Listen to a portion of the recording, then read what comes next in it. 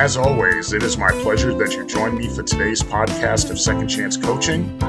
My name is Dr. Richard Lewis. If you'd be so kind as to leave me a rating and your feedback, I would very much appreciate it, and it will help others like you to optimally discover this podcast wherever you listen to this and your other favorite podcast.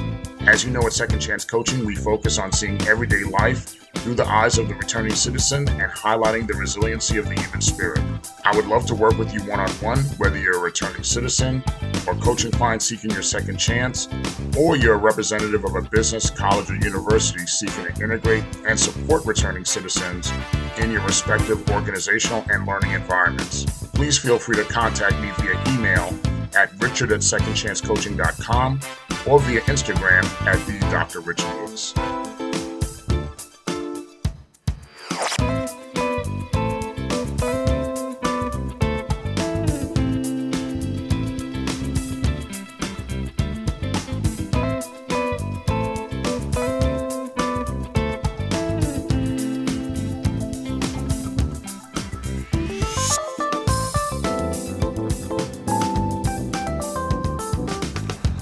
Welcome again to another edition of Second Chance Coaching. As always, it is my pleasure to join you on another week of your reentry journey from whichever corner of the world you're listening from. We always remain humbled and excited that you've decided to spend part of your week with us. We are in the month of April, which means we are celebrating Second Chance Month in the United States. Since 2017, Second Chance Month has been observed in the United States of America to raise awareness of the collateral consequences of a criminal conviction while unlocking second chance opportunities for people who've completed their sentences and have now become contributing citizens.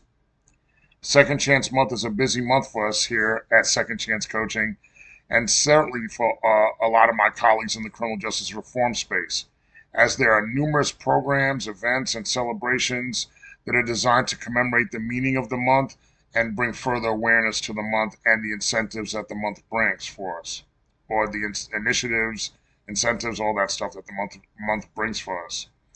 For me, I always get excited during Second Chance Month, as it's an opportunity to highlight the work that is done across the space during the entire year. I'll say one of the obvious things that one could do to support Second Chance Month is to go out and find an organization that you're a fan of that does work in the criminal justice reform space, and give a small donation to them in the name of a loved one who's incarcerated, or in memory of a loved one. There are numerous outstanding organizations and causes all over the country that you could give to. I know your contribution, when they receive it, will certainly be well utilized. In past episodes of the podcast, we've spoken to organizations such as Pioneer Human Services in the state of Washington. We've spoken to the Prison Journalism Project. Those two are just to name a few that could certainly use your donation. You could also donate to the organization that my daughter works for, Daughters Beyond Incarceration in New Orleans. You could also donate to the Fortune Society where I used to work, the Florida Rights Restoration Coalition, Chainless Change. My friend Shannon Ross in Milwaukee, Wisconsin, is the executive director of the Community, wonderful organization to support. You could also donate to the Nnamdi Richard Lewis Memorial Scholarship. The scholarship that I started, it provides tuition assistance for students here at the college I work at with at least one incarcerated parent to get some sort of tuition assistance. So it really does make a difference. Or you could even donate right here to Second Chance Coaching. You know, all these things that I'm saying is just really scratching the surface, as there are so many worthwhile organizations and causes that are doing great work in this space across the country. But as my friend Glenn Martin always says, those closest to the problem are the ones furthest away from the resources. Think about that. Glenn said, those closest to the problem are the ones furthest away from the resources. These organizations need your support in so many forms. So there's really no shame to say that they need your support, and they need your belief in them to be backed up by your dollars, so they can continue doing the great work that they're doing all across the country. Well, before we get into this week's topic, I wanted to give some quick shout outs regarding our listenership statistics. As you know, the month of April has just started. We're just 5 days into April. But I wanted to certainly say that so far in those first 5 days, the three highest states that's been giving us the most listenership or the most love on this podcast, we start off with our home base in Florida. So the state of Florida showing us love and taking the mantle of first place. The state of Illinois comes in second, and in third, the state of Pennsylvania. So I thank you as always. As it pertains to our international listenership, like I said, the month of April has just started. So right now we only have two countries who are showing us love. We haven't had a third country show us love yet in these first 5 days. But those two countries are the United Kingdom and Germany. I thank you. Thank you also to our brothers and sisters in the UK and Germany. And thank you to all our international brothers and sisters for your continued love and support of the podcast. Now, back to our discussion for this week. You know, we're premiering on Friday for the second straight week because of the work we did starting out with Second Chance Month. I just felt that it was better to share these experiences and come out on a Friday. So this past Monday, I worked with another friend of mine from high school. So this is now two high school friends in 2 weeks.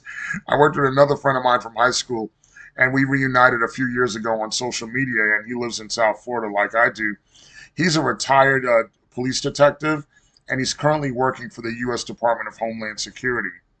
In this role, he and I are also both adjunct instructors at Florida International University, and in these adjunct teaching roles, we went to the Everglades Correctional Institution in South Miami to do work with the Dr. Regina Shern Corrections Transition Program and speak to their group, which is called Men Going Home. To my understanding, the men in this group have all done a minimum of 25 years incarcerated, and now they're preparing, I think, for up to the next 2 years. It could be sooner than that, depending on their progress. They're doing 2 years of this program, or up to 2 years of this program, in order to prepare to return home, and doing that extensive preparation for their reentry journey, which really starts as participants in this program. The component of the program that my high school friend and I served were the roles of community speakers. In that role, we came into the institution, and we met with the men for 2 hours. And what I witnessed, the most successful component of reentry that I saw within the walls of that educational center, is that the men would refer to themselves and each other as a positive adjective. And that adjective had to start with the letter that started with the same letter of your first name. So I was called by them Righteous Richard, which of course I was thrilled and honored to be called that by them. The reentry journey, as I indicated to them, and what they said to me as well, the reentry journey starts with how you see yourself, how one sees themselves. For many years, these men have been called killers, violent people, maybe even been called animals, possibly savages, and numerous other negative adjectives that don't do anything to uplift them.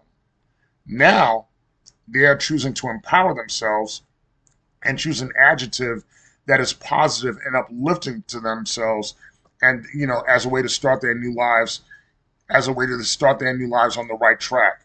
And the best start to do that is how you label yourself, how you see yourself.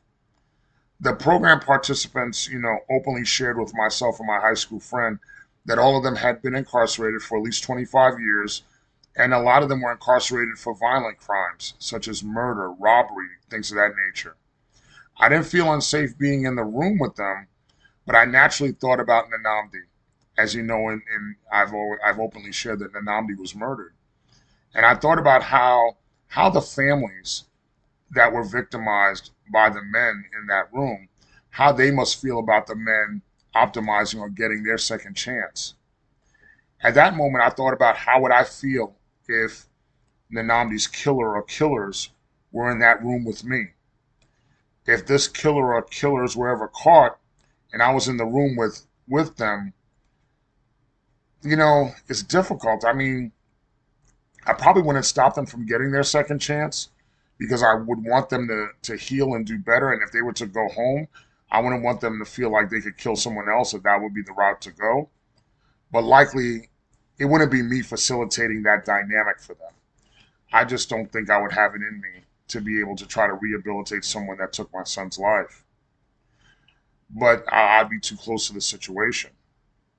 But as I indicated, we were with the program participants for about 2 hours, and my high school friend and I spoke about our journeys, and I could see that our journeys really, really impacted them. Myself being a returning citizen and my high school friend being a retired detective, after we spoke to them through introducing ourselves and giving a brief biography of ourselves, we were asked a lot of questions, a ton of questions about life, our perspectives on different things, reentry as a whole, how to deal with police interactions, what they should look for in the world when they come home, the value of education, looking for work and housing, healthcare, therapy, so many different subjects. I'll also say that besides the positive affirming adjectives, I loved that the Men Going Home program had a powerful faith-based component, as God was frequently discussed in the room. And we started the session in prayer, and we ended the session in prayer. I enjoyed myself so much that I asked our student liaison that was with us if she could give my contact information to Dr. Shern so I could be a regular part of this program, either as a community speaker or any role that they would see fit. It was such an impact on me. Now, going forward, this past Wednesday, I went to our college's central campus to meet with the ENC 1102. That'd be Composition and Rhetoric Part 2 class that one of my colleagues was teaching. And he has a big interest in reentry and the criminal justice reform space, as he was a prison minister. He was involved in prison ministry. And right now he utilizes a lot of his classes that he teaches English to give them plenty of research topics on reentry and other passion projects that they would have. And he also to do work on them, to do research, to do practical research. And he also leverages podcasts, including mine, to expand their minds and research skills. As he indicated to me, so many of his students have never had the opportunity to speak to people in the reentry movement, so he said it would be a treat for them. Now, as a professor, I was skeptical as to what a student would consider to be a treat. Sometimes students are very disinterested, and other times they're just the opposite. They're thoroughly excited.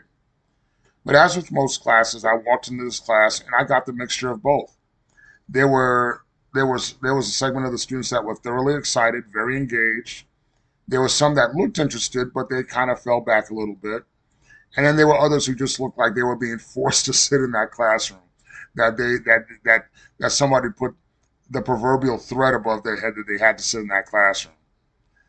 In the classroom, I spoke about myself to the students. I gave a little bit of biography. I talked about my criminal justice story in detail, talked about my reentry journey in detail, and then reminded them of my professional and service status to the college. And then, of course, I also talked about what I do in Second Chance Coaching and the podcast. After I spoke to them, I received so many different questions about how did I adjust coming back home? What type of abuses did I witness while incarcerated? Did I witness any abuses? What was it like being a tutor while being incarcerated? And what were some of my everyday challenges when I returned home? The students who were excited just seemed to be on fire and ready to be on the grind so they could research and really hit the project out of the park. So now they could compare what it is that they see in research to what it is that they were told from someone who's had firsthand experience. I certainly invited them to stay in touch with me in case they needed more help on this research project, and of course invited them to listen to the podcast. So certainly if them students are listening from ENC 1102, hello, hello, hello. So good to see you. So good to hear from you. Also, in closing, want to certainly remind everyone to think about what difference you can make during Second Chance Month. Please make an effort to support reentry organizations in your area with your donations, with your time. And if you know a returning citizen in your life circle, support them with an encouraging word, advice, guidance, or mentorship. Not only, and this is not only to do in Second Chance Month, but every month. These returning citizens really need it. Well, let me correct myself. No, let me say I as a returning citizen, we really need that encouraging word, that advice, that guidance, that mentorship. We really do need that. So we open ourselves up to receive that from you. I want to thank you, as always, for sharing your time with me. Thank you for continuing to spread Second Chance Coaching to your friends and your family and loved ones. Just a reminder, our season finale is next week, and we will make sure that we are dropping our season finale on Wednesday, April 10th. Then we'll take our summer break, and then we'll return right after Labor Day. Thank you again for joining us. Thank you. And I look forward to spending more time with you at our season finale next week. Thank you again for joining us here at Second Chance Coaching. In addition to coaching services for individuals and businesses, I'm also available for speaking engagements and workshops on criminal justice reentry, human resources, as well as organizational culture and leadership. Feel free to email me at richard@secondchancecoaching.com, as well as connect with me on Instagram at @DrRichardLewis. Remember, every day you are given this opportunity for your second chance, and I know you'll make the best of it. I love you all, and I look forward to connecting with you next time here at Second Chance Coaching.